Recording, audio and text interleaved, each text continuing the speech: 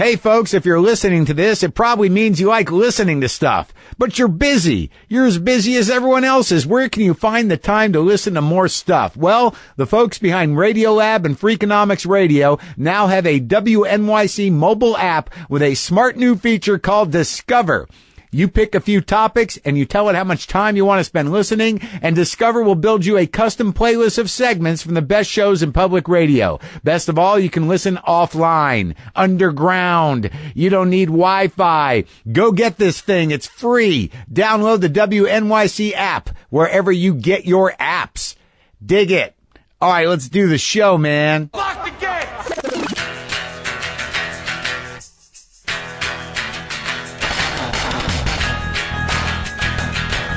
All right, let's do this. How are you, what the fuckers, what the fuck buddies, what the fuck nicks, what the fucklings, what the fucklings? Where'd that one come from? I'm Marc Maron. This is WTF. Thank you. Thank you for being here. Nice to see you. Nice to be in your head. Today on the show, Todd Barry, who I started with, who I used to wander around the Lower East Side with, wondering if anything was ever going to happen for us. Todd Barry is on the show today. It was a pleasure to see him. He's got a little special coming out. He's got some things going on. Wanted to have Todd Barry on to chat about stuff. Let's get down to the brass tacks of what's happening, what I'm stressing out about. I'm going to a clinic to be put to sleep so a man can insert a machine into my ass to look around, to let me know how everything's going up there. This doctor was kind of interesting. I went to the doctor and I asked him about gas in a general way, because I thought maybe it was symptomatic. Because I've decided, as I think I've told you, that I was trying to figure out what gives me gas, and I've decided it's everything I put into my mouth. And he said that gas has nothing to do with symptoms of anything. Gas is either bacteriological, from the bacteria in your colon, or perhaps it's because you're eating air.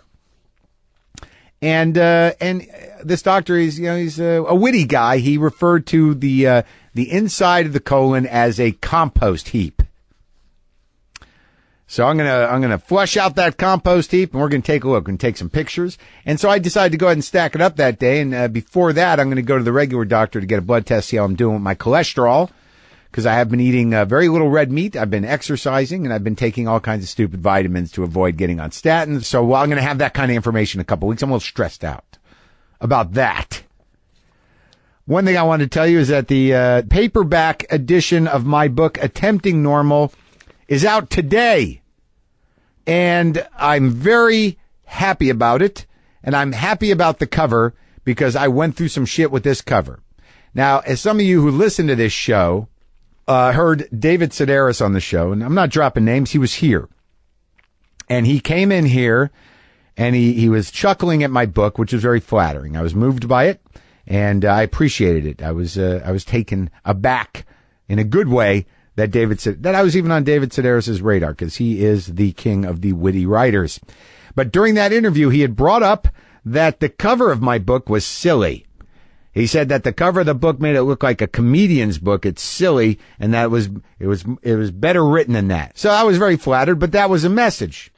You know, that this cover is goofy. It looks like you're going to read a comedian's book. Your book was better than that. And I appreciate the compliment, but my editor took note of this because we had a paperback coming out. So my editor, knowing that David Sedaris is the king of publishing comedic memoirs, and anything he said is just like gold dropping out of a mouth into the ears of the publishing industry. So they took note of that. And a couple months after that interview, they sent me their first idea for their new cover for the paperback. This is after Sedaris says, yeah, it's a well-written book. Shouldn't be a goofy cover. Shouldn't be a comedian. Shouldn't be goofy. And I took that to heart. So I get a letter from my editor. It says, we've been talking a lot here about the paperback of your fine book and grappling with how to use the paperback launch to expand the audience.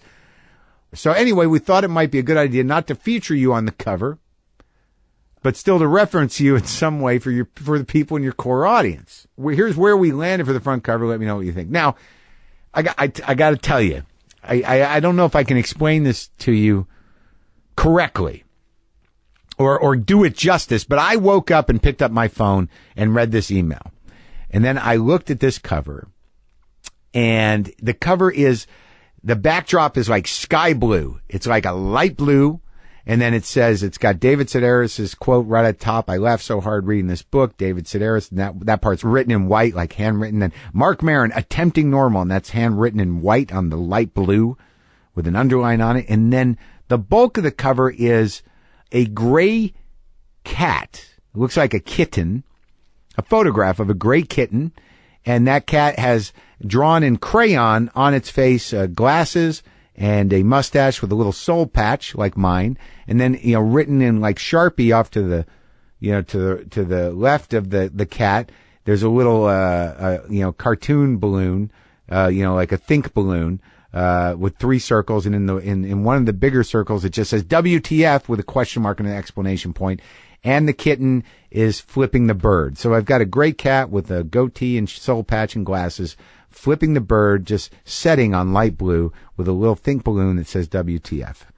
Now, after Sedaris had said what he said, I was thinking like, this has got to be some sort of prank. This is a prank. This is the silliest, most ridiculous cover I've ever seen. There's nothing serious. I mean, it's sort of grabbing, but I have no idea what the book could possibly be about. And it's a cat flipping the bird. It's like, what are they looking for the equivalent of YouTube hits on a cat cover? Well, they kind of are. So after sort of like not seething, but being sort of stunned and shocked, I wrote back to my editor. I'll be honest with you. When I first saw the cover, I really thought you were making some kind of joke, like it was a joke cover. That was my first gut reaction. So I was upset, but that was me being diplomatically upset. I said, it's your product. You sell it how you want. I'm not on board with this unless someone is really good at persuasion. But again, it's your product. You guys know how to sell things, right? Maron. But I was beside myself. I was almost in shock about this cover. Just a kitten flipping the bird with a mustache and goatee on a light blue, a sort of shocking light blue background. So I had to go ahead and send it to David Sedaris because I wanted him to see, what he inspired. So I wrote, David, thank you so much for continuing to be so supportive of my work. I appreciate it. Since you inspired some rethinking my cover, I really thought you should see this. Enjoy, Maron. P.S. There's no fucking way this will be the cover. So I sent that cover to David Sedaris, who sent back really what makes him great as a humorist. He wrote back, Dear Marc, I'm happy to hear that won't be the cover. Too much blue. Sincerely, David. Can I repeat the punchline? Too much blue. Hilarious. I wish you could see this thing. Maybe someday I'll put it up somewhere. I got to. But I am quite happy with the cover that they came up with. They contracted out to this artist, Andrew Fairclough, who did a sort of Charles Burns-ish cover that I'm very proud of. So you can go now, if you'd like to get if you've been waiting for the paperback of Attempting Normal, you can get it at your favorite booksellers, but either online or in real life. Okay? Can you do that? I hope you enjoyed that cover story. Yeah, maybe someday I'll show you. Also, today we're sponsored by Trunk Club, a clothing service for men who don't like to shop but who like to look good. I know all about these guys because I toured their headquarters when I was in Chicago, and they've got a good thing going, folks. Here's how it works. Trunk Club looks all over the planet for the latest in men's apparel, boxes it up, and sends you a trunk of items based on your needs and tastes. They ship anywhere in the U.S. You even get to consult with a personal stylist to make sure you get what you want. If you don't like what your personal stylist sent in the trunk, you send the clothes right back to them at no cost to you. I've been through the process myself, and they did a great job. Trunk Club carries more than 50 brands of higher-end casual wear, and everything is of such good quality that you'll get to keep it for years to come. This isn't just another website selling clothing. This is a new way for you to dress. Whether you need to overhaul your wardrobe or just snag a smart new pair of pants, Trunk Club takes the guesswork out of it. Head to trunkclub.com/Maron to tell them I sent you. That's trunkclub.com/Maron. Oh, yeah. And I fucked up. Okay. All right, I got to cop to it. I want to mention another sponsor of ours, Lumosity.com. They were totally okay with the fact that I messed up their ad at one point. So I want to thank them for being cool about it. Maybe this is why I need Lumosity.com, so I don't mess up things like that. If you want to train your brain, go to Lumosity.com. and get started with your own personalized brain training program. And tell them you heard about Lumosity on WTF. Now, if you go to luminosity.com, you really need lumosity.com because that's not what I said. I said lumosity.com. Do you understand? Okay? Oh, my God. Come on now.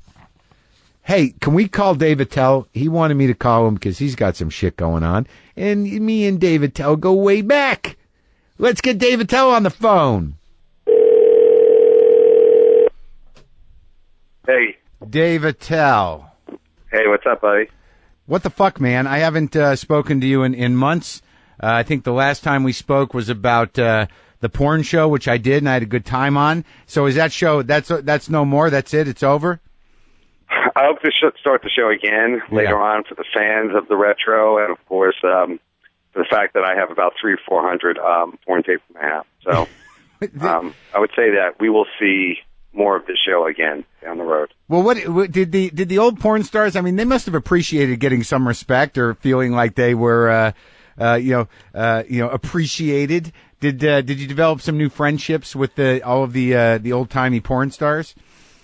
Yeah, that's a good question, Mark, because the older stars from the golden age are really pretty much only about 10 years older than us. So,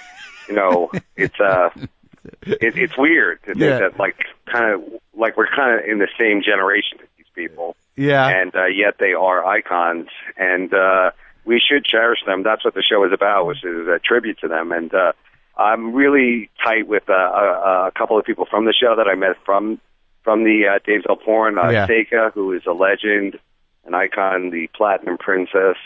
She's just amazing. She helped me kind of like wrangle all the rest, meet up with them, and it was cool. And Ron Jeremy, who is, I guess we can all say Ron is like the ultimate promoter. I mean, the guy is just been out there for generations now, and he's still doing it. So he's great. So you hang out with Seika? One of a kind, that's what I'm saying. Sure. Well, he's a one-of-a-kind cock. Yeah. So you hang out with Seika occasionally? You guys just have coffee, or you maybe go out to dinner or something? No, I wish we could, but a lot of them live, like, all over the country. A lot of them also, like, live in the South. And, then there is that whole, the Valley people, right. out in California. I live in New York. But there's a few New York ones. I just don't seem to run into them. I wish I did. So wait, so now this new special, you got the new special Roadwork, and that's going to air on April 12th. So how long did it take you to put together that fucking hour, dude? I'm trying to put together an hour, and it's killing me. This hour is different from the other hours that I did, okay? Usually you do an hour special, you do it in a theater. Yeah. It's shows, you take the best of two shows. Well, right. I don't do theater shows, really. I'm a club comic, I'm a bar guy. Yeah. And I wanted to, kind of do the special the way I do my shows, which is in clubs. So I hit about 5 clubs all over the country, and we took the best of those shows and we turned it into a special. And it took me a couple of months to shoot the shows. Yeah. But it really took me months and months of backbreaking work with my editor to edit it because there was just so much raw footage. It was just too much, That's what I did, and I totally feel what you're talking about in terms of getting an hour together. It is it's psychologically the hardest thing, I think, for comics to do is put together the material. What do you think? No, absolutely, man. Because I blew an hour and a half on my last special, and I really left myself with nothing. So, I'm just going out, I'm booking small rooms just so I can do an hour with no pressure. That's the way I got to do it. But I know you don't really do that. You just kind of churn it out. You write them out, and then you just kind of do it on the road. I got to go sit on stage and wrestle with myself for a fucking hour in front of people that understand that's what I'm doing. Yeah, I think that that's the important part is you do it like I do, which is you bring it out to the road and you do these long sets and you really do get a feel from the crowd. At least my crowd, they're really cool with the material. They love I think they appreciate the fact that I'm always trying to bring them new material, and some of that is good, some of it is incredibly bad. Yeah. And I listen to the tape, which I think is the most painful thing to do. It's hard. It's hard. It's hard. Yeah, I've got 5. Do some late night show somewhere like Salt Lake City or something like that. and just realize how horrible you are. Oh, I know. I can't listen to it. Like, I listened to one of my tapes, and I was like, how do people sit through this? So I'm going to have to wait a couple of weeks. I couldn't sit through it. That's a good question. How do people actually sit through it? Because when I listen to it, I'm like, I got to take like these long masturbation breaks sometimes, just like bring me back down to like feeling, Yeah, be able to feel. I do know. So, no, did you cut it? Did you cut it like you didn't do it like that? How did you end up cutting it? Are you jumping from? You're not jumping from club to club, joke to joke, are you? I mean, how'd you put it together? Yeah, I think people keep asking me, like, what does it look like? Is it like Chris Rock special? Yeah, yeah. My thing is really just like each segment, since it's on Comedy Central, because they do the commercial breaks. Each segment is a different club, and then I jump to the next club, and we go from like these clubs you're all going to know because you play them, and I'm sure your audience comes to see you. Acme Comedy Club in Minneapolis, Stretch Factory in New Jersey. Philadelphia, the Helium Club, and the One-Eye Jacks in New Orleans. And then as a left turn, I guess you could say the Chicopee Mass, Huki Lao Chinese Restaurant Comedy Club. The Huki Lao, that place is amazing because you can actually see the little sternos. That's the only thing you see out in the audience is the little sternos. Yeah, it's like campfire. Yeah. It's like Game of Thrones or something. Like it's an army. We also do like kind of like a tip of the hat to Radiohead. I mean, like I give cameras to the audience because it is really low budget. I mean, like I was kind of broke doing the Days All Porn, and this was like the final straw. Like I used my money to make this. I don't know the special now, but when I was making it, it was really kind of like, can we afford sound? I mean, can we afford a microphone? Yes.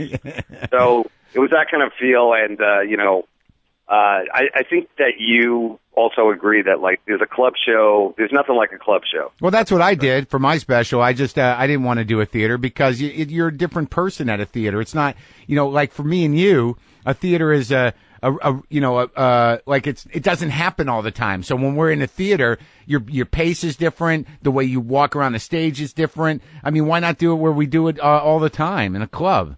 Yeah, I think that the club shows definitely have that extra pop, they really do, and that the comic feels more loose and free, and the audience, I think, also like kind of relaxes into it and gets it. All right. So the theater shows, it's like a big to do or something. Yeah, like that. I don't like it. I don't like the pressure of it. I don't like trying to make it because I work better if I'm just real close to the audience. There's just a few hundred people there. So all right, so that's going to be on Comedy Central at April 12th at midnight. So 12 and 12. All right. It's going to be, it's a dirty show. For the network, I think that they really stepped up and they're trying to be good by the comics. So, I give it to them. They did right by me. And, I'm cool with that. Right after that, though, is the start of the new series, Comedy Underground. What is that, man? You don't mind if I double up and promote more? No, that's why I'm talking to you. So you're hosting like an old style comedy showcase show like the ones we used to do or what? Yeah, I'm glad that you said that because, a lot of these, like, newer comics, they're like, wow, these comedy showcases. It's like, I don't think they remember the evening at the Improvs and the Caroline's Comedy Hour. They don't remember all those things. The John Biner on the roads. Oh, yeah. Those were the things that, like, comics did for years and years and years. And they kind of, like, they actually worked for a while. Then it kind of, like, there was too many of them. We might be heading in that direction again. But, yeah, that's what I'm doing. I'm kind of like the Bud Friedman on this. I'm the, who would you say? The Rodney Dangerfield? The Rodney Dangerfield. That is a great compliment. Thank you. Yeah, no, it is a great compliment because those are the shows we watched growing up, and those were the first TV shows that you and I did. Evening at the Improv, yeah, Caroline's Comedy really Hour. It's like, the comics come up, they do like a couple of minutes. I get some really cool people to drop by to try and like, basically we're all winging it. It's all improv. But, Jim Norton, Amy Schumer, Artie Lang, Jeff Ross, they all come by and like, do some stuff with me on stage or in the audience. And then the rest of it is just straight up, really dirty, uncensored, unfiltered comedy, which is, for those of you who know comedy, it's so PC right now. It's so judged. It's so tweeted. It's so whatever that, like, the real core of it is these club shows and, like, comics being able to, like, really make it raw and like, take it to the limit, I guess, or you could say push it. And now it seems like that's, like, kind of out of style, or it's just, like, an endangered species or something. I don't know. Yeah. Good filth is an endangered species, and I'm glad you're doing it, man. It sounds like it's fucking fun. It sounds like it's perfect for you. It sounds like it's going to be great because those comics are great. And it sounds like, you're back, man. You're back. Comedy. No, this is not for me, this show. I mean, like, honestly, I'm not a big self-promoter, and I really could give a shit, like, where, I assume that I will end up eating out of a dumpster at some point, but this show is really for the comics. I mean, it's their show, and we really do try and like give them a place where they can tell these jokes, tell the dirty stuff, and you and I both know it's important. So yeah, I mean, that's what it's about. Pushing the limit. I'm the Schindler on this. Oh, good. Okay? Yeah, well, I'm just trying to save as many filthy naughties as I can. Well, hey, Dave, I'm glad to talk to you, and I'm excited about the show. I love talking to you, Mark. And you sound good. How's your show doing? I want to hear about it. No, I mean, it starts May 8th. I feel pretty proud of it. We did 13, and I think they look great. So, and then I just put it out in the world. We'll see what happens. We'll see how it goes. I'm going to say it right now. You are the hardest working woman in show business. I appreciate that. And I'll meet you at that dumpster if it comes to that. All right. Bring your knee pads. All right. Take care of yourself, man. Thanks, Mark. All right. Bye. Wasn't that nice? Wasn't that nice to talk to Dave Attell? His new hour, his special road work, airs on April 12th at 12 midnight on Comedy Central. And his new series, Comedy Underground with Dave Attell, airs on April 12th at 1 a.m. Okay? Gotta love the Attell. Sounds like it's going to be Attell year on Comedy Central. It's good. I'm glad to see him back. Oh, yeah, and this is all part of Stand Up Month on Comedy Central. So enjoy the Attell, all right? Enjoy him. I'm going to have a colonoscopy. All right? It's a grown-up thing to do. Grown-up thing, rites of passage, right? Look, folks, the post office is always crowded. This we know, but do you realize what time of the year it is? It's the beginning of April. You know what that means, right? Tax season. That means the post office is going to be even more crowded, but you still need to send stuff and get stuff for your business. You can't be bothered with those crowds, am I right? So use Stamps.com instead. Stamps.com brings all the services of the post office right to your desk. You can buy and print official U.S. postage for any letter, any package using your computer and printer, then just hand it to your mail carrier, your postal guy or gal. Stamps.com even sends you a free digital scale that automatically calculates the exact postage you need, and the scale is yours to keep. Do whatever you want with it. You'll never have to go to the post office again. To be honest, I'm running out of reasons to leave my garage. I work in here. I do my shipping from here. I'm always in here. I've got to hold off water when it builds up. Right now, use my promo code WTF for this special offer. Start a no-risk trial plus a $110 bonus offer that includes the digital scale and up to $55 of free postage. Don't wait. Go to Stamps.com, and before you do anything else, click on the microphone at the top of the home page and type in WTF. That's Stamps.com. Enter WTF. Todd Barry is one of the funniest guys I've ever known in my life. We go way back. I truly love watching him. He's hilarious. His new special is hilarious. And I'm glad that he was in town so I could sit and chat with him. It's like old home week today on the show. It called it Tell. Got Todd in here. All right, let's go. Let's go. I'm going to talk to Todd now. All right, be careful. What do you mean be careful? What do you think's going to happen? Pay attention. All right, here's me and Todd Barry.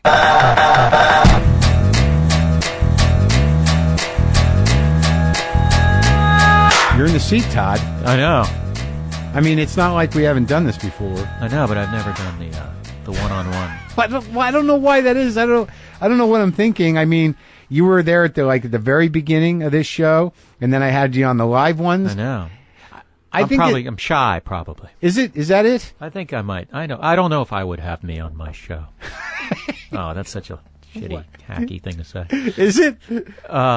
Yeah, I mean, I don't know. I mean, Jesus Christ, we go so fucking far back. I know. It's so bizarre that you and I were the only ones that weren't working at some time. Do you remember? I remember the wandering around the early days, the Lower East Side. Yeah, we could get spots at Boston Comedy Club, not going on a catch, right. But you go up there and wait there. I couldn't do it. I know that waiting. I'm kind of amazed that I did that. But you didn't get on hardly, did you? No, but they used to have that. Do you ever do the standby spot there?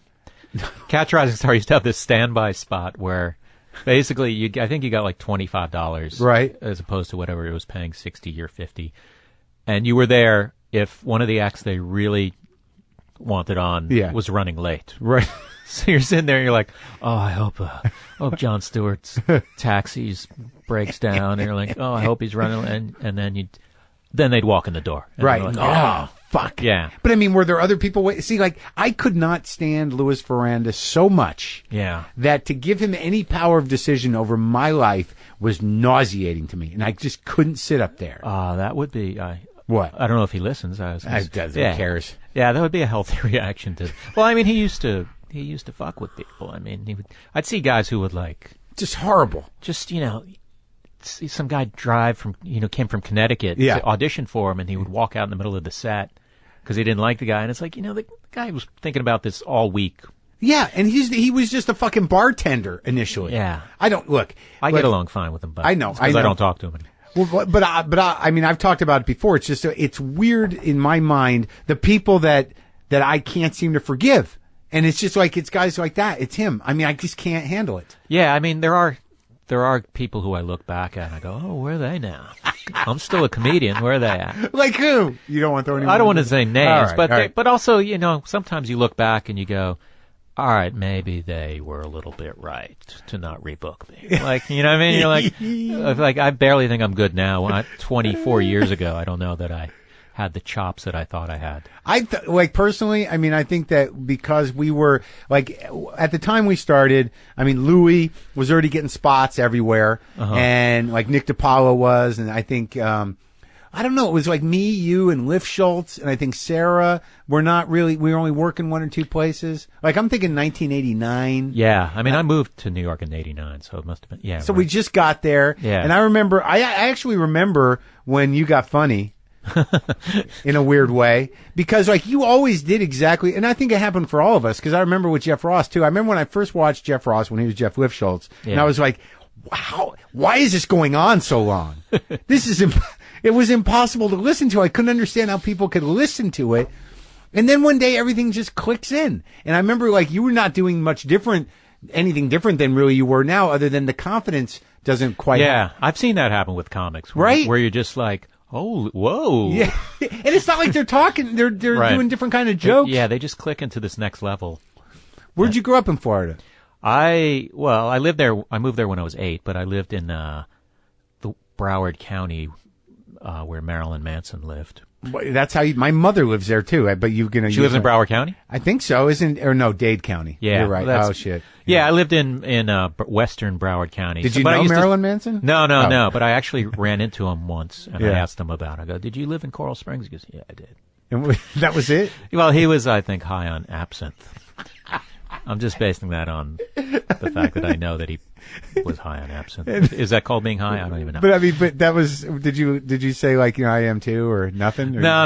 It was just like a quiz question out of nowhere. This was at the Toronto Film Festival. Yes, thank you.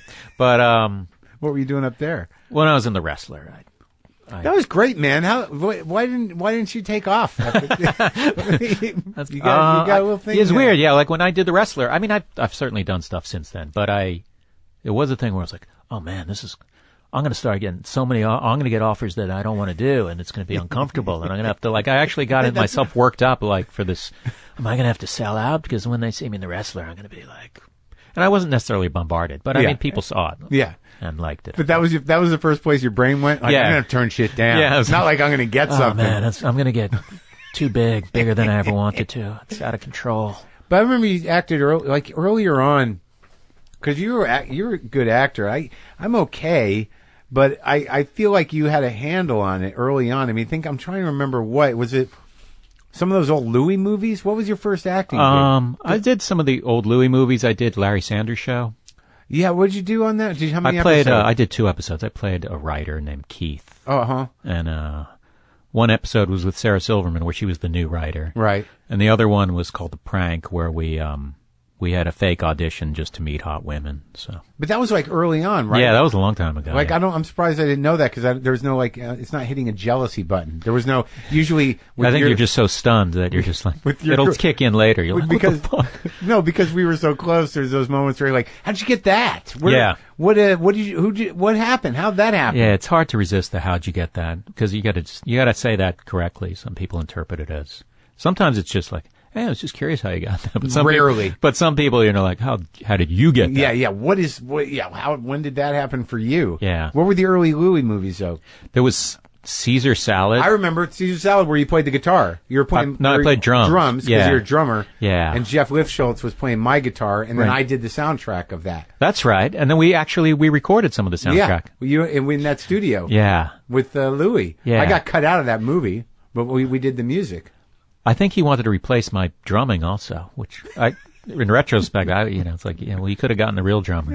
You didn't have to get me. But you were a drummer. I was, yeah, but I'm not like your go-to studio guy. You're not going to be like, let's get Barry in here. He'll knock it out. We'll be out of here in 20 minutes.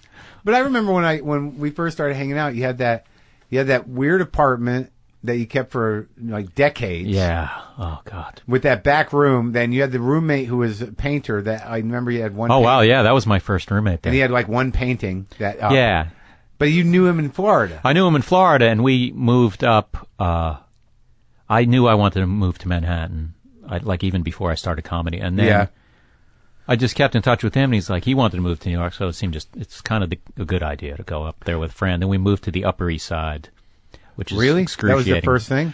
Yeah, but also, when you move to New York and you can't really be as picky because you're just like, oh, I'm in New York, and it's like even the worst neighborhood in New York City is like night and day what you came from. Yeah, but when you were, I remember that apartment because there was just that weird kind of like not a full fold out couch, but like there's that little couch. You remember that couch? Yeah, and it was one of those things I found. Yeah, I was excited. It's like this. Oh my God, here's a really unusually small fold out couch. It's perfect for the person whose kitchen is their living room. Like, I couldn't imagine anyone else buying that because thing. Your TV was sitting right in the middle of the kitchen. Yeah, right? It was, yeah. And then there's there's a table right there, and then the sinks were right there, and then your room was in the front, and then the weird room with the bunk bed in the back. Yeah, there was a loft. I don't know if my first roommate had a loft, but someone eventually. But I lived with Brian Kiley there also. I know Brian Kiley, the mysterious roommate. He was the best roommate because he was never there. He was never there, and when he was there, he was the nicest guy. But it's fascinating because like he had a life and a family and a house outside of Boston. Yeah, and he was writing on Conan O'Brien, and he would just sweep at your house during the week, 4 days a week. Yeah, his schedule I remember pretty vividly was he would go to work with his bags on Friday. Yeah. Fly home directly from work. Yeah. Then then when he landed back on Monday, go directly to work. Uh-huh. So that killed like Friday, Saturday, Sunday, and mainly Monday. Yeah. But he was a really nice guy. I just saw him earlier. I did Conan, but he was like a guy. He's weird because he's this big, muscly guy. Yeah. But he's the gentlest, sweet guy. Like I remember coming home one day and the bathroom was cracked open. And he was sitting on the toilet, the closed toilet, reading Voltaire. It's like, because he went in there to read. A little deeper than. Yeah. Well, where else are you going to sit? Yeah, it was just this. Hey man, it's really the lighting's really good in here. Okay. I'm not going to argue with you. Of all things. Yeah, it's surprisingly deep. Yeah, it's better. At least you're not cranking the stereo. So. But but you were a drummer because I remember like several times. We went to Tower Records to look at your CD. Oh, yeah, I had an album. I was in a band in Florida called The Chant. And, The Chant? Yeah, and we put a record out, and it was fun. Does it have a cult following now that you're Todd Barry? I mean, like a smaller cult following than you actually have as a comic? I don't think it's to the point where they're like, oh, we better reissue this. Although that would be. And I would kind of be, my drumming was not, I'm fairly humble about my drumming. Yeah. Well, yeah. It was kind of garagey, jangly garage rock. Uh-huh. What happened to the guitar player of that band? Those couple of guys live in Atlanta. I still see them when I'm going on tour. You do? There. Yeah. And members of the Chant? You have a Chant reunion? We don't have I think there was a reunion once, but I was not available for that. Oh, they got another drummer? Yeah, they got a hot session guy to come in there and smack out those songs. And one of them lives in Broward County still, but yeah, I see them when I occasionally. Are they still musicians? I guess they play. I don't know that they, kept going full on. But, yeah, I mean, it was fun being in a band, but it's hard to just get along with people. Did you tour much? Or did I what? We did a few, that was the thing, is because sometimes I'd be like, oh, I got to work. It's like, oh, man, I got this lead in St. Petersburg. I got this warehouse we can play at in just outside of Orlando.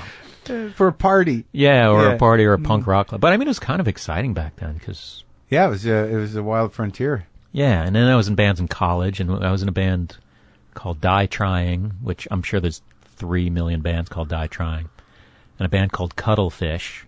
But we opened once, Die Trying opened for, what's that, Circle Jerks once. Oh, yeah? Yeah, it was, I remember this, it was like at a, like a Elks Lodge kind of thing. But it was the most active icing out of an entertainer I've ever seen. What do you mean? Because we would play a song and it would be nothing. Not you suck, get off the stage. But they would stand there. It was just this eerie, song ends. Okay. Nothing. Yeah, no, just way too cool for school. Wait for we're the Circle Jerks. That's what they were waiting for. Yeah, they were. They weren't. And then I hear this a lot from guys who were in bands at that time, is that, these punk bands would get into towns like, is there any half-ass unit around that can just do this. Right. So when did you first start doing the comedy then? I started in 87. I had, I used to love watching comedy, and the quote, hot new comic, like Merv Griffin would say, here's a bright young comic. Yeah. And I used to watch those guys. And then I would go to, it was like the Comic Strip was one of the first comedy clubs in New York? The country, yeah. This was in Florida, Fort Lauderdale. Oh, that's right. They opened that one down there for a little while. Yeah, I mean, for a while, I was there. I mean, everyone went through there. Yeah. And I would go watch, and then and then there was this place, Coconuts Comedy Club in North Miami. Yeah. Which was part of the Coconuts chain. There was 7 of them at least. Yeah. And I just got the I was like, I should try that. Yeah, and you did, but you just knew? What'd you base your act on? I mean, because I was very, I was very prepared. Yeah. I wrote out a monologue, and I remember it was McDonald's jokes and circumcision jokes. I don't know how I linked those two. But it was prepared. It wasn't like... You weren't going to wing it. I wasn't just like, hey, what am I doing up here? Well, you always were pretty prepared. I mean, you write your jokes, don't you? Not like I did then. Right. But then there was no, writing on stage, because you've never been on stage. Sure, of course. You didn't know what the hell you were going to say. Yeah. But it was a good time to start doing comedy because it was... was it 87, you said? Yeah, there was tons of comedy, and they would have the open mic part of the regular show, so there'd be But you weren't by the comedy, the famous one, right? Comedy Corner? Yeah. Yeah, that's the second or third place I went on stage in West Palm Beach. When McGar was booking? Yeah, when Colleen was there, yeah. And she put me on one of the first few times. Well, that was that place is legendary. It's a great club. I mean, who'd you see? Regan used to be there? Regan, I worked with Richard Jenny there a few times. I worked with Todd Glass. I was just talking to him the other day. We co-headlined. No, he headlined, and I was middle. And then I worked Steve Landesberg. Oh, remember really? him? Yeah. And I got to drive him to his hotel. And was he a good guy? Yeah, he was really nice. Just was he funny stand-up? Yeah, I mean, it wasn't it was kind of he was funny. So talky, right? Yeah, a little talky, but he was just a funny guy. Yeah. But I saw Emo Phillips there, and was it Judy Toot and Seinfeld I saw there. Really? Yeah. 80 before anything happened. Before their show. Yeah. Did you see Hicks over there? I didn't see Hicks there. I ended up seeing him in Boston when I was working there. But you know who I started with, and I've talked about this a lot, but in the part of the West Palm Beach open mic scene was Dan Whitney, who became Larry the Cable Guy. He was a good guy. Yeah, he was a good guy. I remember when he was Dan Whitney, he came to the store occasionally. He got me a guest spot at Ron Bennington. Do you know Ron Bennington? Yeah. Yeah. Ron Bennington and Fez? He had a club in Clearwater, Florida, and he drove me in his Camaro or Firebird. Whitney did. Yeah, and God, it was like a $50 spot. He had a perm and a mullet, kind of, right? Yeah, little curly hair. And also Carrot Top was one of the other. Yep. She found him. Yeah. Yeah, and McGar did, I think. It was the guy. Yeah, he was like an occasional. You'd see him around, and then all of a sudden, here's getting big, and then he's like, oh, he's huge. Fucking Carrot Top. He's sort of an odd fellow. He's very soft-spoken. Yeah, guy. I listened to your episode with him. He was a nice guy, though. Yeah, it was Charlie Viracola talking for Carrot Top most of that episode. Yeah. Well, what Top wants to say, it's so weird, man. That was such a weird thing to see how much money to see that compound out in Las Vegas. Oh, really? Was it huge? Yeah, dude. It's one like it's like a Switch for Flames kind of thing. Nice. Like that kind of place. I always forget to buy the Switch for Flames for my apartment. Maybe I don't know if I'm adding that or what. So okay, so you start down there, but your parents. I remember meeting your folks. I remember your dad. He looks kind of like you. Yeah. Now, as I lose my hair, I become more and more looking like him. What did he do? Was he an advertiser? He was an advertising guy, but not like a not Mad Men. No, he style? wasn't Mad Men cutthroat. Yeah. Well, he was Florida advertising. He was because we lived in. I was born in New York. I was born in the Bronx. Right. And we lived there till I was 5. Yeah. Then for some reason, which I forget, we moved to New Paltz. Yeah. For 3 years, which is kind of a hippie college school town. there. Yeah. And then the company he was working for, the entire company said we're relocating to Florida. So that's how I ended up in Florida. So that was headquarters. Yeah. The headquarters just said we're going to South Florida. And you got a brother who I think I met once. Yeah, my brother lives in. Yeah, he lives in New York, right? No, he lives in Arizona. Didn't he live in New York for a while? He did live in New York. That's when I met him. Wasn't he doing an advertising thing too? He's advertising too. I'm the only guy who's like a real artist. And what do you got, sister? No sister, that's it. Just you two, right? Yeah. Because I was always mysterious, man. Even when we were hanging out, I'm like, do you have a family? Does Todd Barry... You thought I had a secret sister? Well, I just... Oh, by the way, I have a sister. Well, you never mentioned your sister. You always played your cards pretty close to your chest. Oh, yeah, I'm a little close to the vest. You're close to the vest, but yeah. There's nothing really interesting. That's not true. If I move the vest. Come on. Your brother went to Arizona. That's where my brother is. Yeah, your brother, man. If I met your brother anywhere in the world, I go, you must be Marc Maron. Like he talks like you. It's pretty amazing. Yeah. I know you must get tired of people saying elongated version of me. But he lives in Arizona. Yeah. Right? Where does your brother live?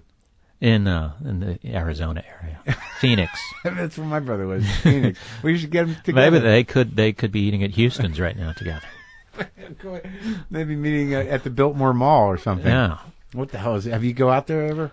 Yeah, Arizona's I kind of like it there. I like the heat. The heat's nice. I do. I realize that I don't have the crazy ambition that some people do. But also, I don't know if it's that. I mean, it seems like you're comfortable with who you are, in terms of your performing, and you just found your niche, and you got a lot of good friends. Yeah, and you seem to be in a good clique of people. Yeah, I feel somewhat respected. Yeah, you're definitely respected. You're one of those guys where people actually, without knowing it, they cop your delivery system. Yeah, I keep track of those guys. Do you? No, I don't. You do. There's I can tell you a couple that started as Todd and maybe evolved into something else. I mean, I've heard names before, and it's probably at least one of the names you were about to say. Well, I know that that Judah is a Todd Barry disciple. I think he has a little bit of Brad Trackman. Yeah, that's not the one I was expecting. But isn't it? Isn't that guy's name? Yeah, I know. Look, I'm not saying that's a negative thing, but because there was a period there where everyone was doing Attell. Every new comic was doing Attell. Attell had an army. Then there was the Hedberg Army. There's people still doing Attell. It's a lot. Regan gets a lot of.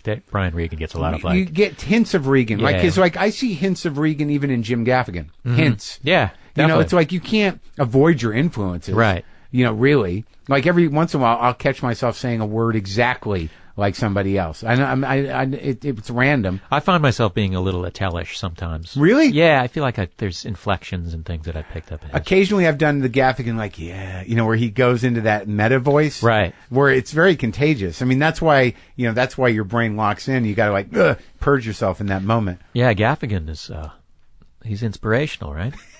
No, I mean, he's just like a guy for all these people you shouldn't be low energy. Okay. Well, he just added a 4th show at the Seattle the Paramount Theater. the Seattle War Memorial Civic Center. Yeah. Still tickets available? Nope. Just sold out.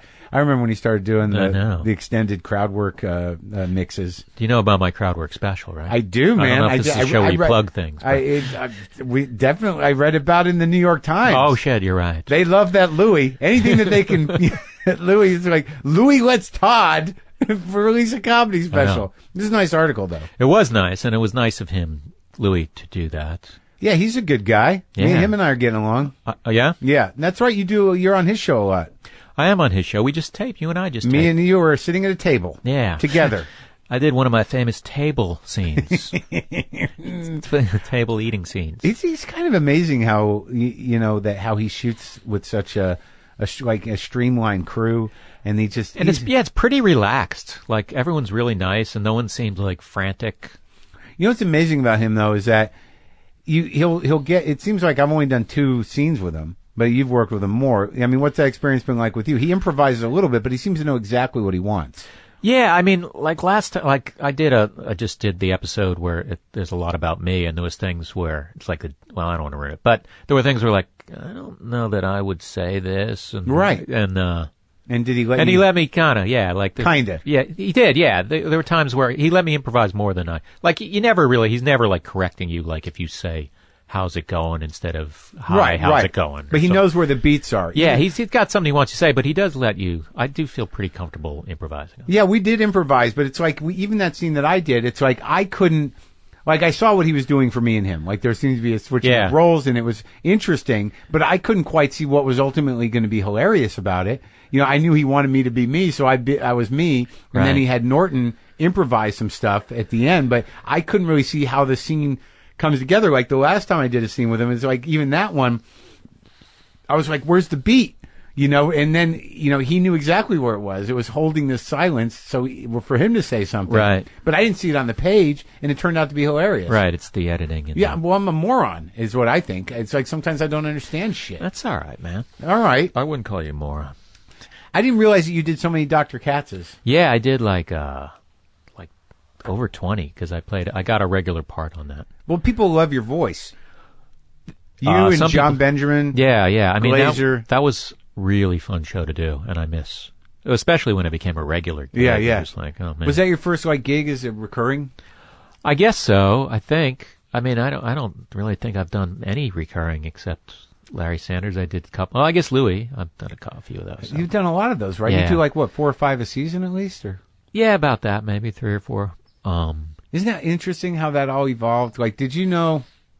Like, I don't know. Because in my mind, you and I hung around almost every day for at least 2 years. And then, I went to San Francisco, wherever, whatever. But, we're always friends. But, you never know how the fuck your life is going to go. And, when did Louis start taking you out? I mean, when did that happen? You mean taking me on the road? Yeah, because you built this relationship. You're one of his regular openers. Yeah, I mean, well, when he started doing theaters, I'd probably been friends with him, 18 years or something. So but he picked you. Yeah, but I also think you gravitate. I don't have many comic friends who are massively unfunny. Right. Except for Louis, ironically. But so I think that he probably thought I was funny. But yeah, I've done some nice shows with him on the road. Do you think that built your crowd up? I don't know. I mean, the opening act thing, you haven't done a lot of opening act kind of stuff, have you? No, I'm not everyone's first choice to open. They don't want to make it more difficult for themselves for one reason or another. Well, I'm easy to follow, so I am everyone's first choice. I'm fairly easy to follow, too, because I'm exhausting. I'm not, I don't really close big anymore. I'm not that guy. I just but they're sort of oh, okay. I've had enough of that guy. Right. Yeah. But it's fun. It's just a thing where you're as those tours happen, at some point I was like, I better not do any more opening act stuff. And then, he calls you and you're like, hey, or you get an email, hey, you want to do, Kennedy Center in D.C. and stay at the Ritz-Carlton? I guess so. Sure. I don't think that'll hurt my career much. You thought you didn't want to be known as an opener, but I just didn't want to be like Mr. Opening Act, coattails kind of guy. Right. But I mean, at that level, it's not really that. Yeah, and also because I was on his show, they were quite often excited to see me, which always was very flattering. But did you open for other guys? Were you in a rotation? On that level, I mean. I opened for Ricky Gervais a few times. You did? Yeah, in Carnegie Hall, in Chicago. You opened for him at Carnegie? Yeah, I would love to play Carnegie Hall. I've done it twice. I did with Louis. I did once with Sarah and once with Louis. I forgot which one I did first. I think I did Ricky Gervais first, but because it's not like it's a huge ass theater. What does it seat? 3,000? It's 2,800. It is almost 3,000. It is. It's pretty breathtaking. It's one of those things. Oh yeah, this lives. This is. And do you kill in there? I did well. It's hard because they're kind of far away. Yeah. It didn't really feel like I was wrecking, but also going on first. Yeah. It's not like for Ricky. Yeah. Does he kill? He does really well. Yeah, he's super confident. Well, I know that's what he has. Backstage. Like, I mean, he just looks like... Isn't that what his whole thing is? Yeah, he's pretty... Yeah, I guess he's pretty confident. That's like... Have you had him on? No, I don't know how to get a hold of that guy. Oh, tweet him. Yeah, it doesn't work. I've tried. Yeah? He doesn't care. Some people just don't give a shit. You know, I can't get Seinfeld on here. I mean, I can't get Larry. I mean, I imagine they know about it, but I really think for some people it's like, nah, do I have to do that? I guess, yeah. I mean, at some point, maybe, like, people go, I've got $1 billion in the bank. Yeah, I don't need to do a Yeah, I can but I've just go talked out to to lunch. billionaires. Yeah. Yeah, I mean, it's just a matter of whether they're into it and whether they want to do this thing. I think some people honestly think that I'm going to, pry open something. Or that, like, I'm going to get into some area where they're like, well, I don't want to talk right, about right. that. Like, I got something up my sleeve. I'm not that guy. I barely research at all. Like, the first time I did Howard's show, I was like, what has he got on me? Like, I was nervous. Yeah. And what is there to get on me? What's he going to bring up? Yeah, I've done Howard a few times, a couple of times. I think he's a good guy. Yeah, he's really nice. He's very warm. Like, and then when you go to some morning zoo in some other city and they're trying to be him, and you're like, he's actually very nice and warm and pleasant guy.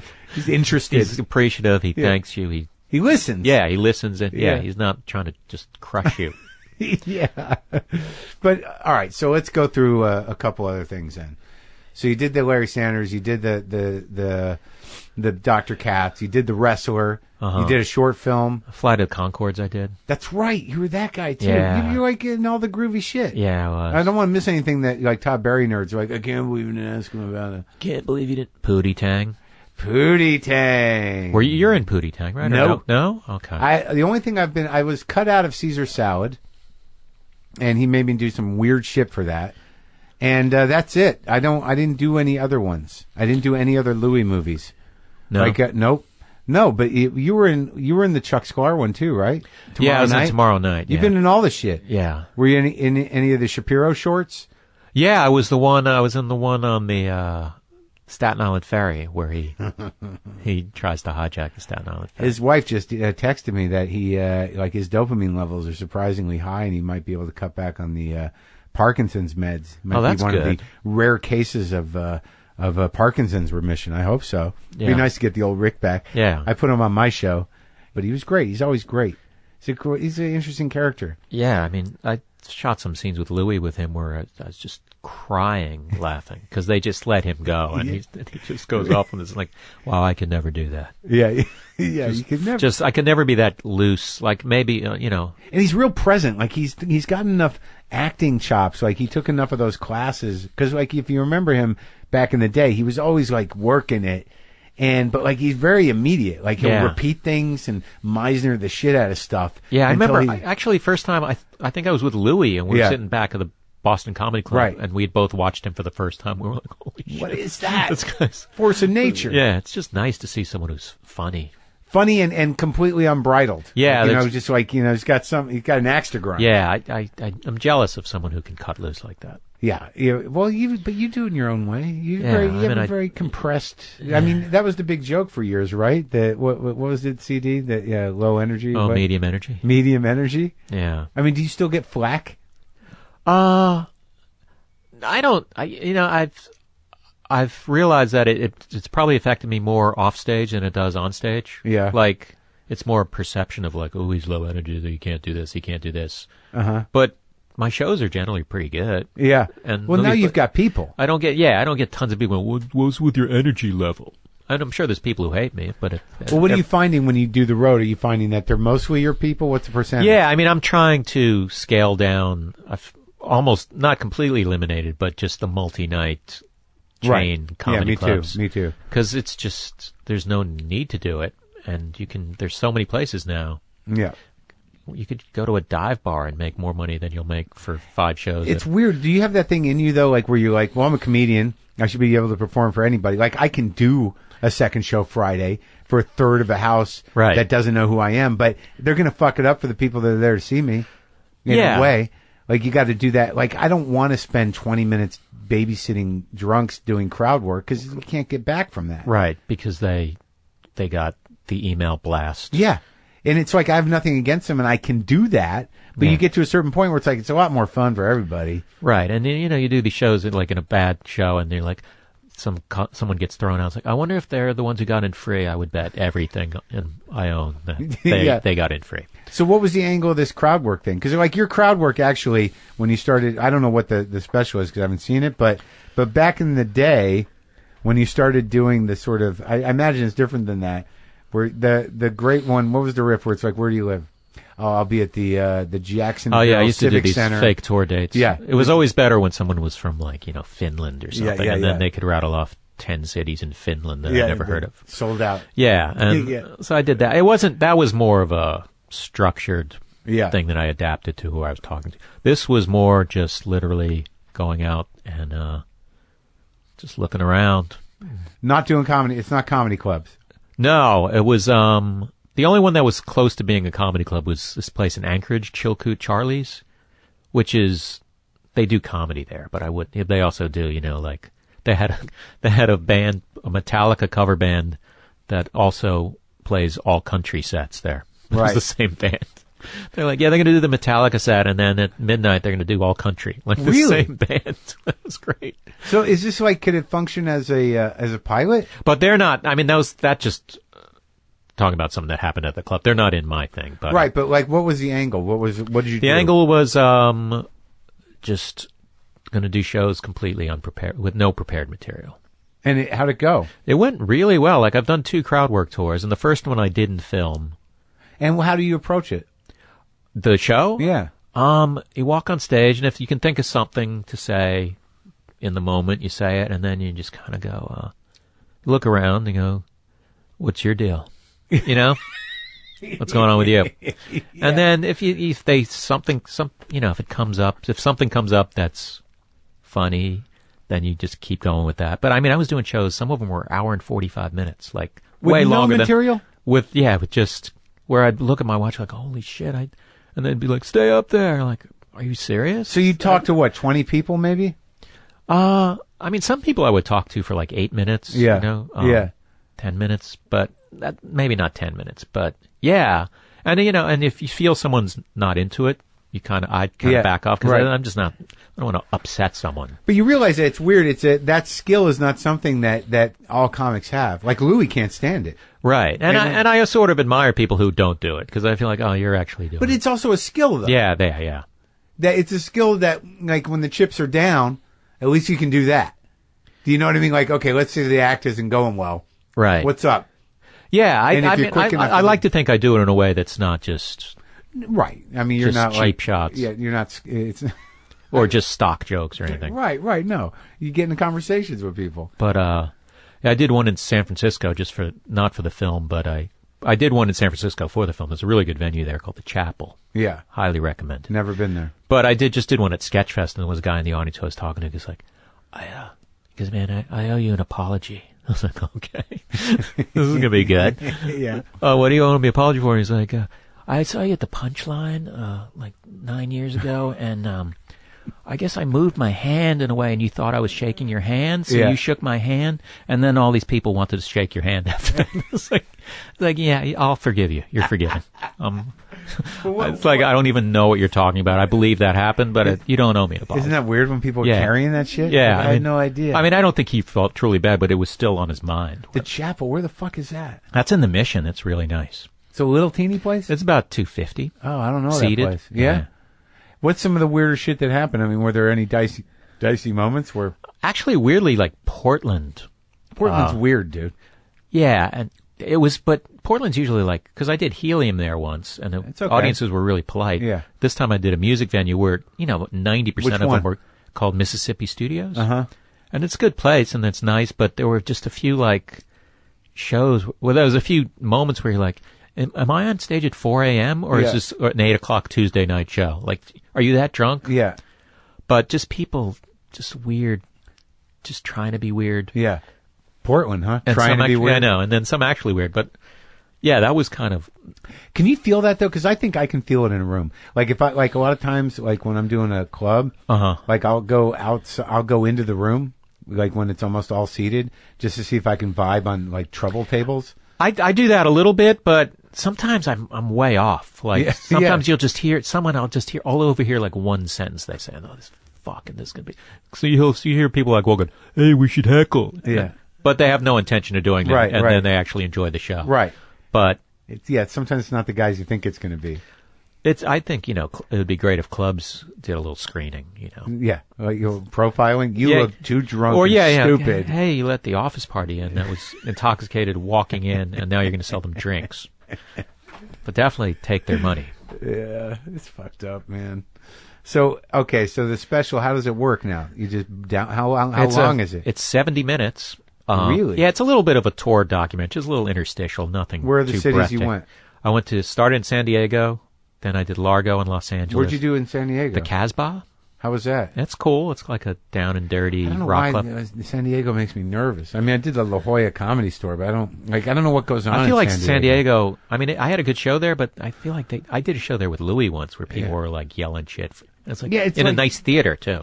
It's like beach towns in general. It's sort of like they don't live normally. Like Right. I can't do shows in Florida. I don't know what is in Florida. I can't. Have you ever done the Improv down there at the Hard Rock? No, I haven't. But It's like what is there any place to work in Florida where where you're gonna get right.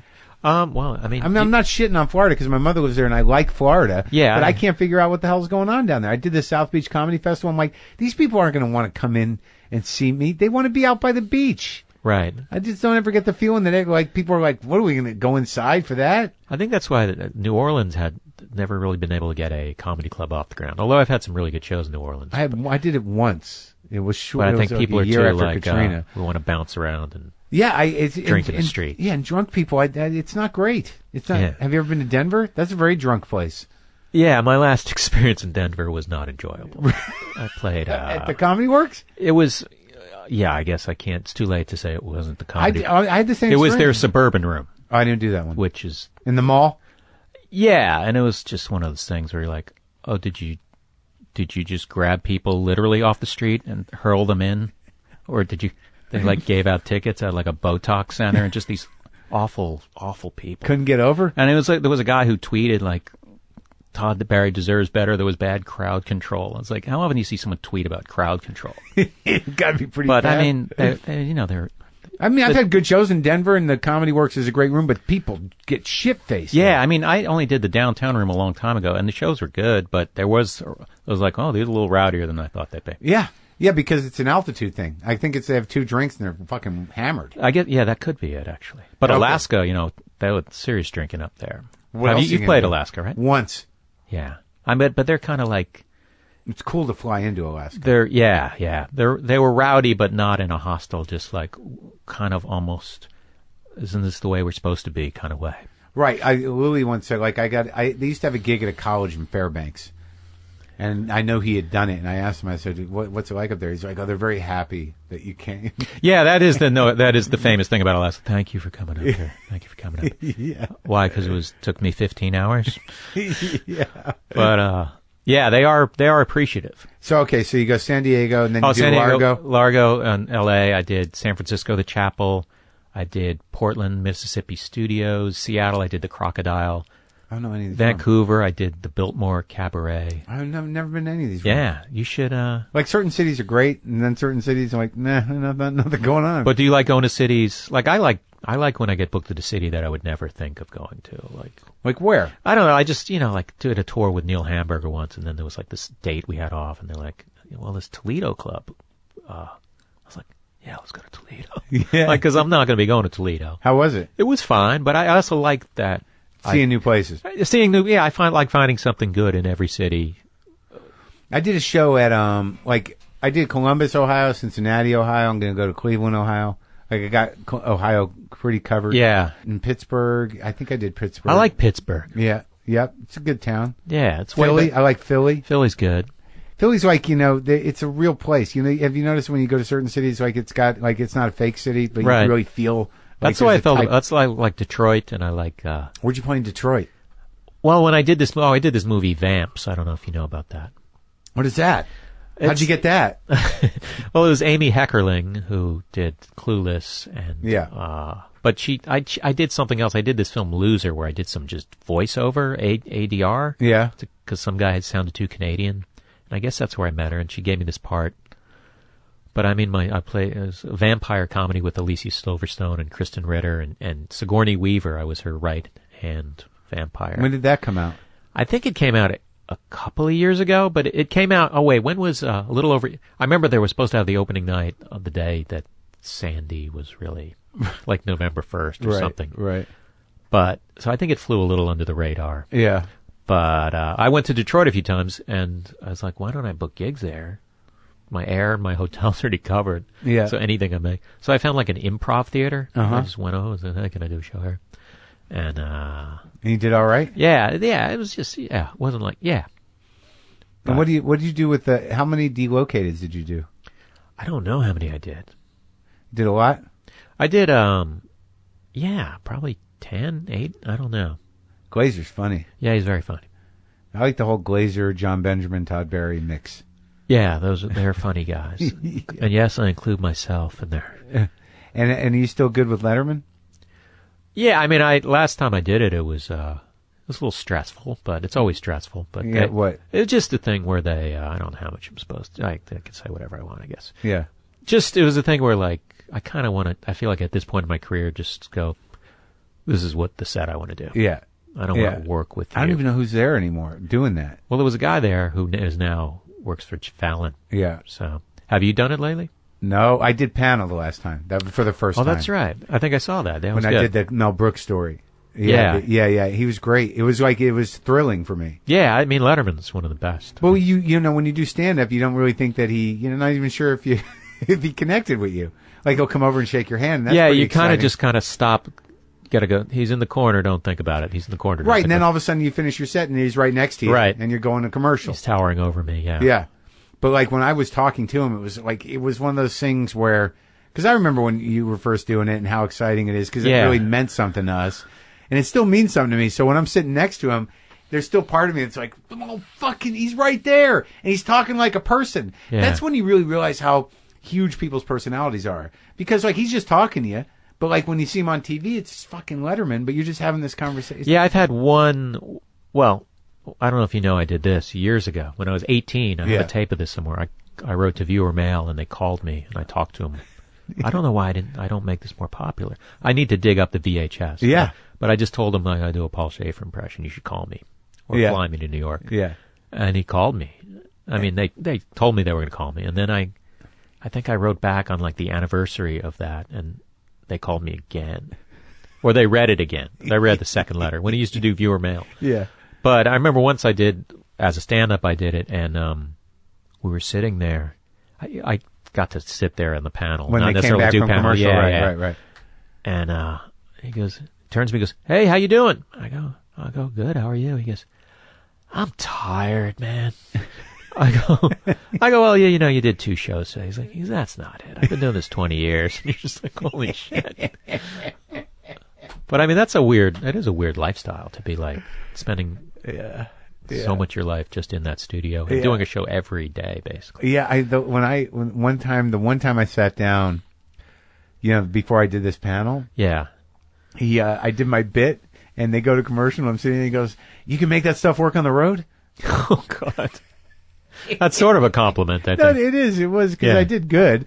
I've always done pretty good on there. But the last time I was on, it was like, I can't remember if it was a stand-up time or maybe it was this time, where literally they didn't come get me in time. Like Biff was on the wrong elevator or something. I did it once where when they let you use the microphone of your choice, which they don't anymore, they hadn't put my microphone on. I was like, "There's no microphone." Oh, they kind of scrambled.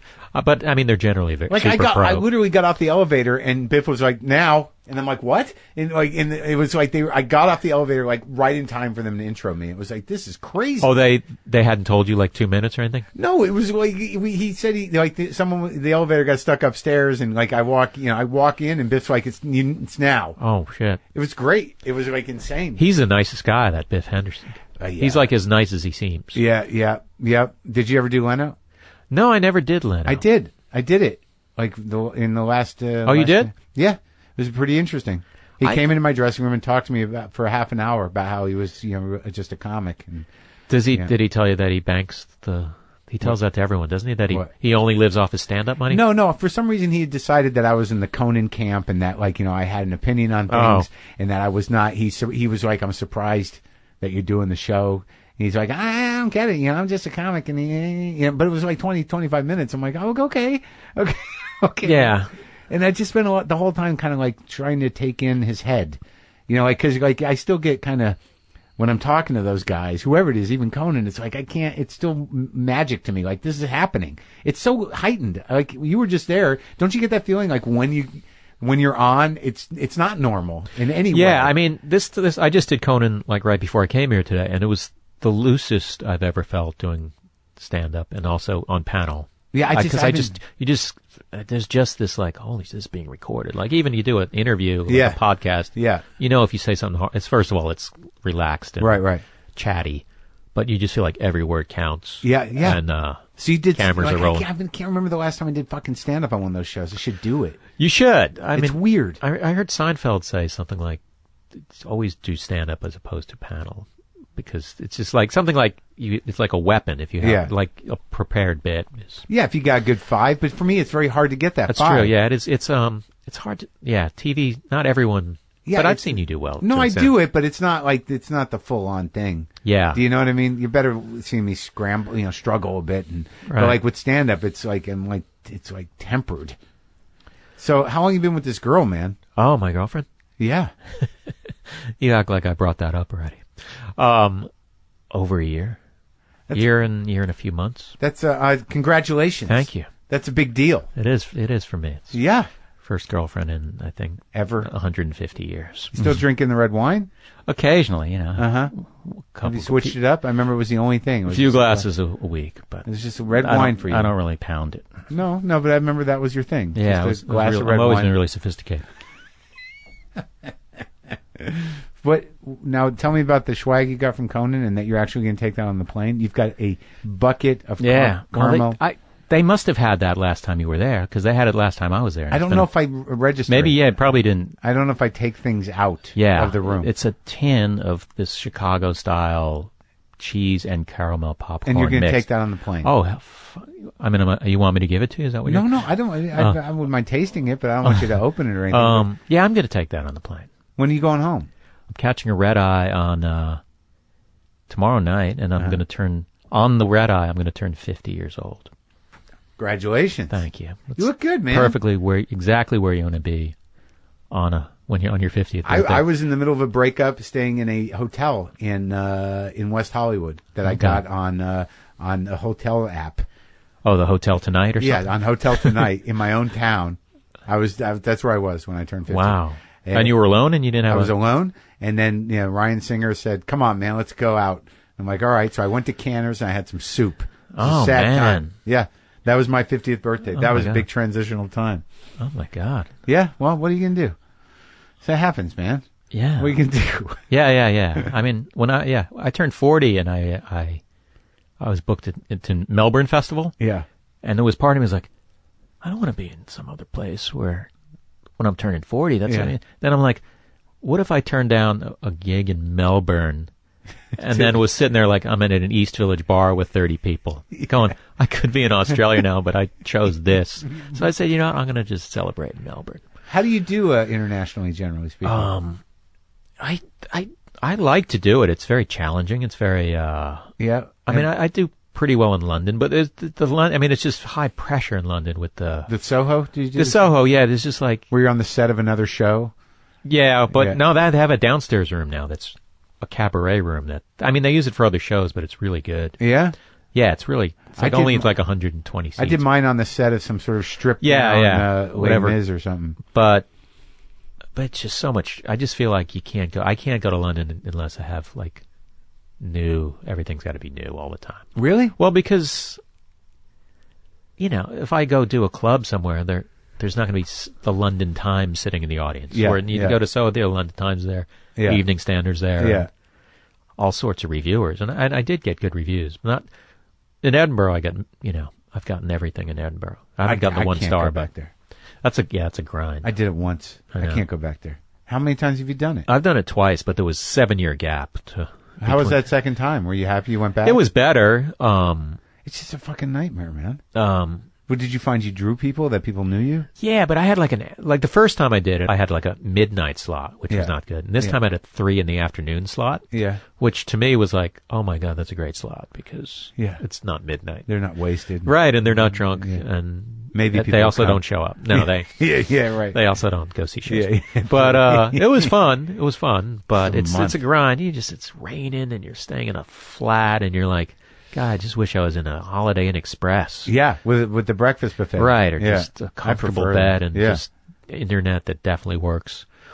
But yeah, it's a grind. But it's the part of the thing that I was pulled back there, kind of like, conquer it. Yeah, it didn't go well the first time. I'm going to come back. And did you feel play like the crowds at 40 this time? How was that victory? Good. Yeah. No, it was fine. But I still like. Where else you go? Did you go to Glasgow Festival? Yeah, I did that with you, remember? Yep. That was fun. Yeah, I worked out all right. That was, we ended up doing shows. I remember the festival, the shows were like 4 people in the audience sometimes. So. It was like doing one-nighters. Yeah. Yeah, but I remember the bigger shows, the ones I did do, they were all right. I liked Glasgow. I liked being there. Yeah, I would like to go back to Glasgow. And I've done Dublin. And I've never done Dublin. There's a good festival there. Yeah? Yeah. I think I do all right. I kind of got the hang of Ireland a little bit, but I just know from the Kilkenny thing, it was a struggle. But by the last day I was there, I kind of figured out. Yeah, I did. If I don't talk about me at all, I'm fine. Yeah, because I don't think that's big. Yeah, that's culture. Like, quit whining. Right. Yeah, you got problems? We're here. Yeah, we just drank 4 pints of beer. Why don't you just deal with it that way? Yeah, exactly. Yeah, in Australia I've done a few times. Melbourne I did a couple of times. I like it there. Yeah. It's hard for me to stay anywhere more than 2 weeks. Yeah, it's a little weird because there's just no other festivals in the States where it's like you're going to be there a month. Yeah. I mean, even Sketchfest in San Francisco, they only book you for a few days. Yeah. Even though the thing runs for a month. Yeah, I that's okay. I'm going to. But it's sort of nice to relocate a little bit. So those are the only cities you did though in the special is the West Coast? Yeah, the 7. Yeah, Yeah. What other cities did you go to that you thought were like New Orleans? But will you do St. Louis?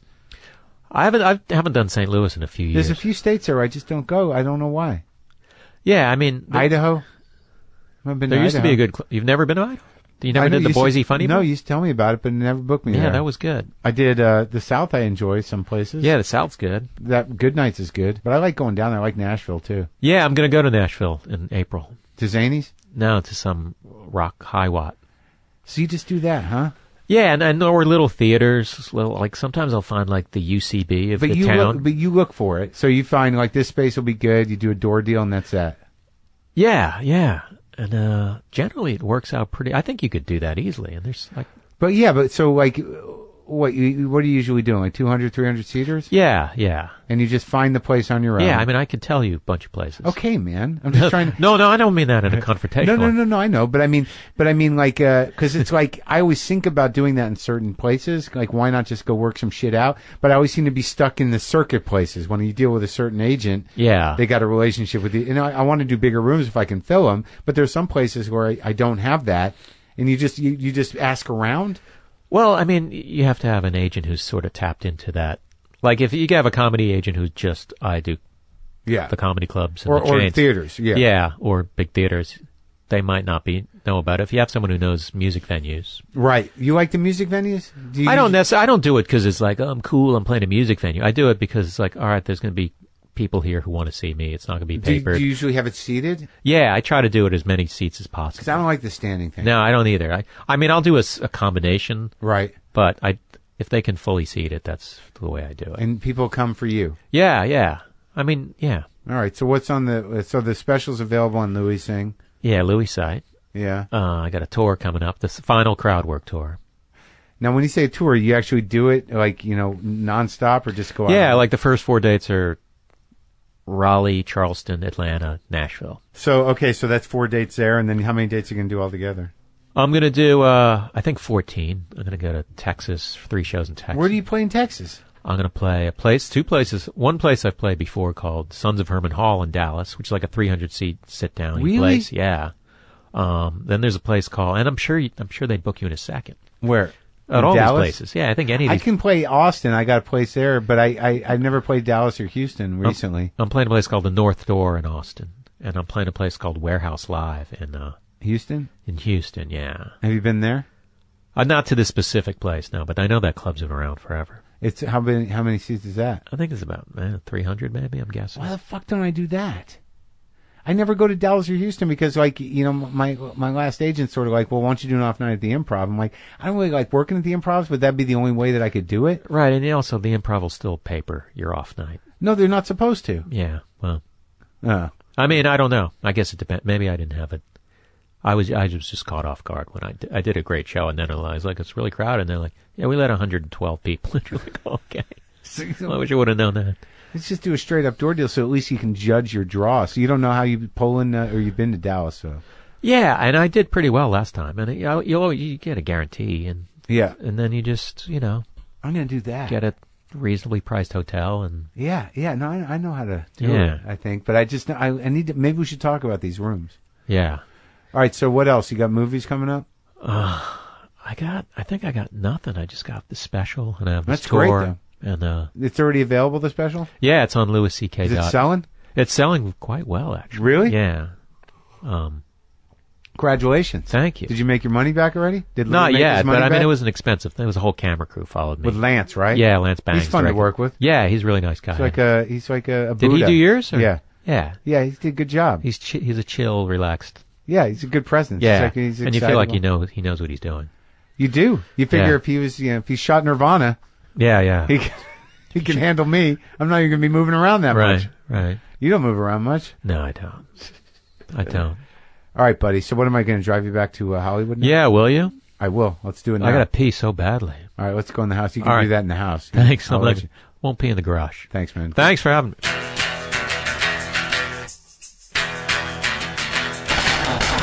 That's our show. Thank you. Thank you, Todd. Thank you, David Tell. Thank you. Thank you, everyone.